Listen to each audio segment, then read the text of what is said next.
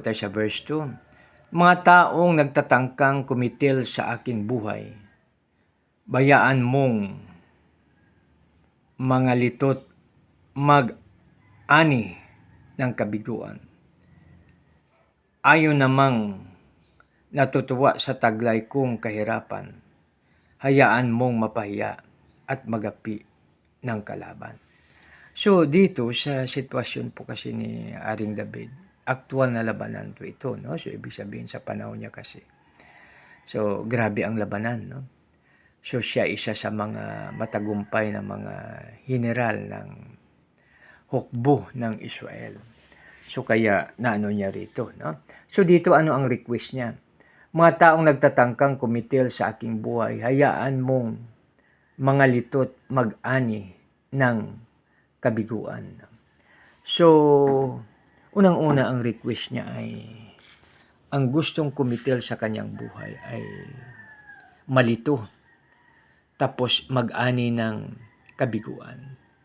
So dito mga kaibigan, sa pagtingnan nyo ang labanan sa kahit sa sine, no, sa mga pelikula, ang kwan doon ay parang lituhan lang, ibig sabihin taktika, no? Kasi sabi naman sa kwan ay hindi paramihan ng sundalo eh. Sa labanan po kasi, no, nakadepende yan kay Lord, no? Kasi sa pagtingnan natin ang moral na gabay o ang Biblia, pagbasahin natin ang mga war history, no? So si Lord talaga nagpapanalo sa mga taga-Israel. Subalit, mayroong siyang tinuturo na taktika, no? Diba sa panahon ni Joshua, sinabi niya doon na so ang isang grupo ay magpahabol, no? 'Di ba yung kuha nila sa AI, yung natalo sila. Yung una, nagkuhan sila, no? Nag-atake sila, no? Puro sila sa prante nag-atake. So sinabol sila, maraming namatay sa taga-Israel, no? So balit sa pangalawa, yung kasi may nagkasala kasi, no? Kaya yun. So ngayon yung pangalawa nilang atake, dinabayan sila ng Lord, sabi niya Joshua. Ang isang grupo ay, pag hindi ako nagkamali po ha, so ang isang grupo ay dito sa unahan, tapos ang isang grupo ay doon magtago sa likuran. Para pag lumabas na ang lahat ng mga lalaki upang habulin ang nasa unahan, saka kayo aatake. Saka kayo aatake at sunugin, no? So yan. So ibig sabihin, may taktika, no? May taktik talaga, no? So kaya ang nagbibigay ng wisdom sa atin. Sa ating panahon naman, no? Ang nagbibigay sa atin ng wisdom ay ang ating Lord, no? So walang ibang makapagbigay ng pinakamatinding wisdom kundi ang ating Panginoon lamang, no? Sa halimbawa, mayroon tayong problem sa ating family o ating personal, mayroong wisdom na binibigay sa ating Panginoon. Kaya sa ating prayer, pwede po natin hingin ng strength, wisdom, knowledge, and understanding.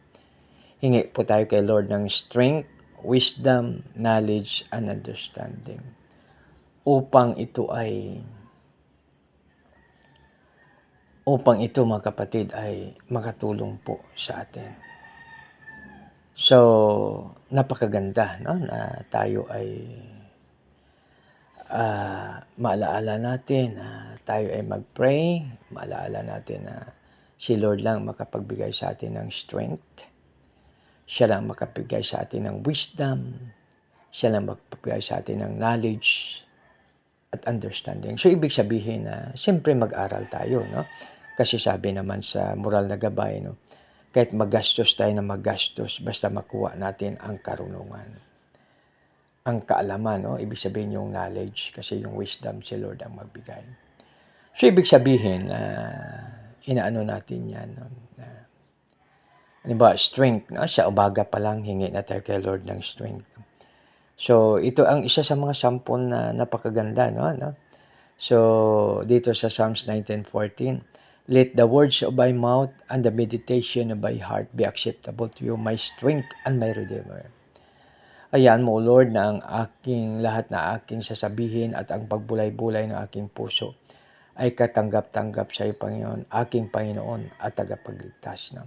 Siya ba aking malaking bato, no?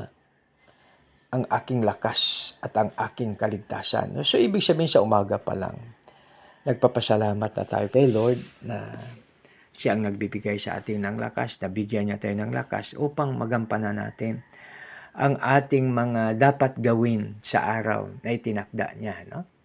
So, the day which the Lord has made, that we will rejoice and be glad in it. No?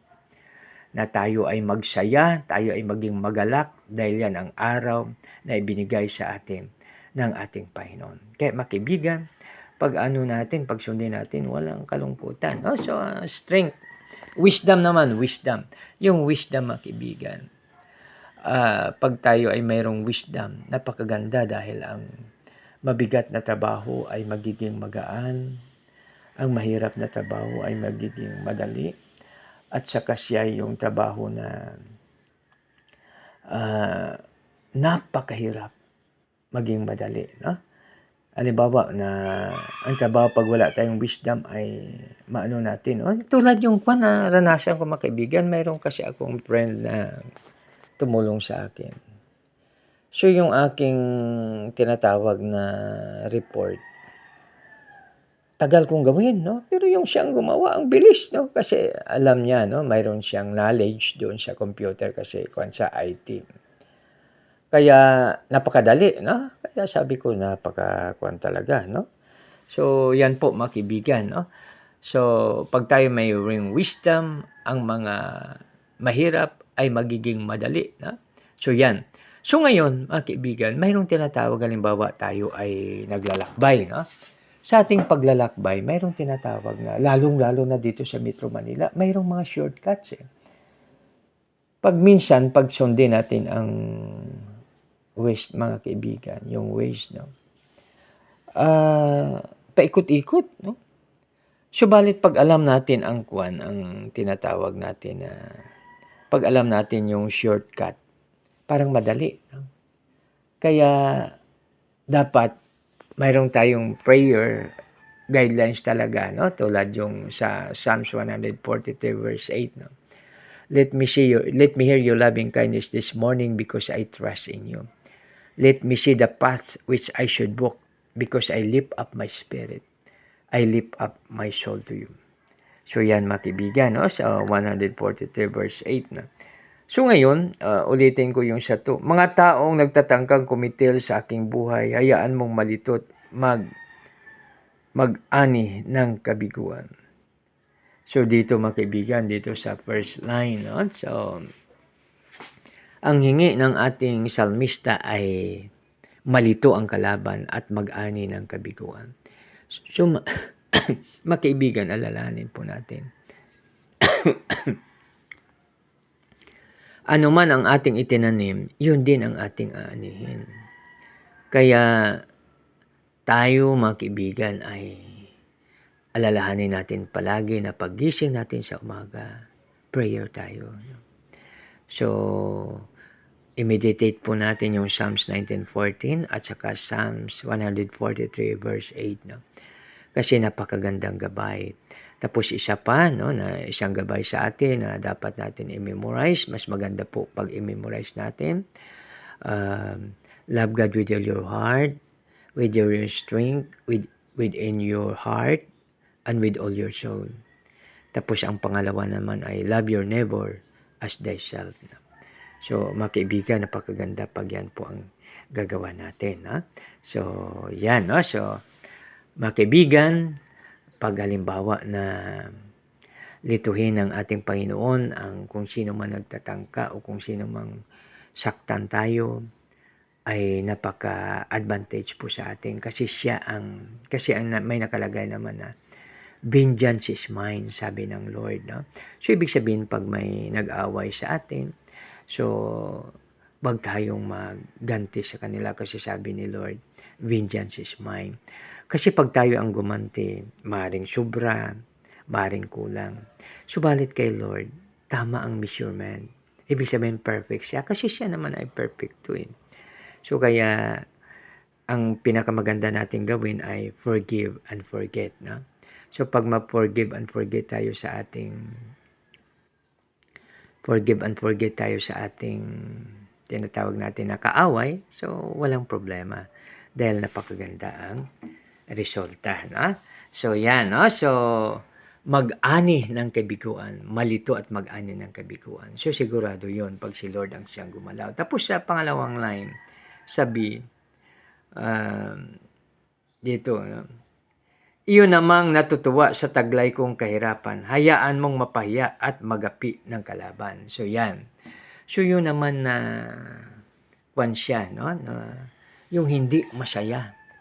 Ibig sabihin yung masaya sila sa kabiguan ng iba. So hindi pala maganda yan, no? Ang request ng ating psalmista, hayaan silang mapahiya at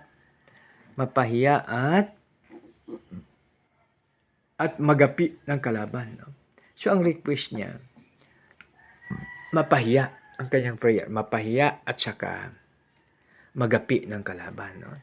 So dito mga kaibigan, kasi mayroong instructions po sa atin na kung masaya ang ating kaibigan o kaya ang kapitbahay, dapat masaya rin tayo. Kung mayroon silang kalungkutan, mag-sympathize po tayo. Yun ang instruction sa atin. Ha? Kaya hindi maganda na tayo ay magiging masaya sa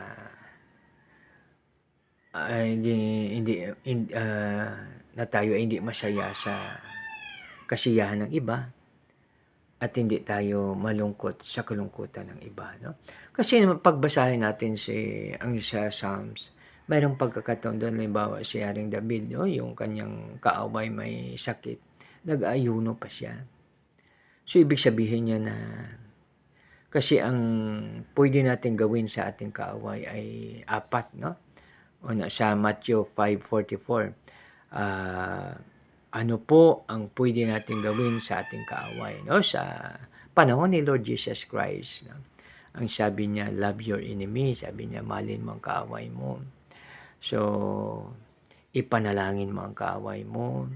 Gawan mo ng mabuti ang pagpalain mo. So, yan sa Matthew 5:44, no? So, pag-English natin, no? Love your enemy, pray for your enemy, do good to your enemy, and bless your enemy. So, napakahirap natin gawin, no? Pero subalit pag tayo ay may spiritual guidelines, may guidance po tayo, so madali, no?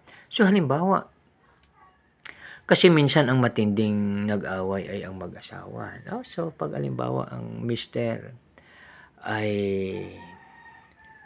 at Mrs. nag-away, pag magiging gabay nila mga kaibigan ay love God with all your heart, with your strength, with your soul, and within your heart, with all your heart. Mahalin natin ang ating Panginoon buong puso, buong isip, buong lakas at buong kaluluwa, at mahalin po natin ang ating kapwa tulad ng ating sarili. So pag yan ang nasa mag-asawa, ibig sabihin, masaya silang pamilya. Ibig sabihin, masaya silang mag-asawa dahil nagpapatawaran sila. No? So dito kasi sa ating experience na married, may mga asawa, no? So pag halimbawa ang misis ay napakainit, no? Ala, galit na galit na. So tayo muna ay tayo, no? Magpakumbaba tayo, intindihin natin.